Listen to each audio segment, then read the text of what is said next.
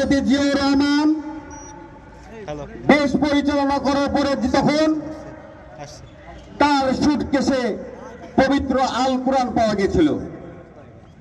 তিনি সৎ ন্যায়পরায়ণ শাসক ছিলেন, যার কোনো দুর্নীতির কোনো বিন্দু মতো ছিটাফোঁটা কেউ দেখাতে পারে নাই।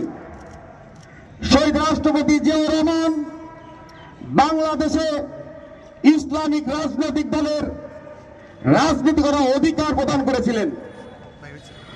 শহীদ রাষ্ট্রপতি জিয়াউর রহমান যদি না থাকতেন, শহীদ বাংলাদেশের বিরুদ্ধে গিয়ে ধর্ম নিরপেক্ষতা সংবিধান সংযুক্ত করেছিলেন। শহীদ রাষ্ট্রপতি জিয়াউর রহমান সংবিধানে বিসমিল্লাহির রহমানির রহিম এবং বাংলাদেশে ইসলামকে প্রতিষ্ঠিত করার জন্য ভারতে যখন বাংলাদেশ বিভাজন হয়েছিল, পাকিস্তানের বাহিনীরা, পাকিস্তানের আমাদের শত্রুরা বাংলাদেশকে বিভাজন করার জন্য মুসলিম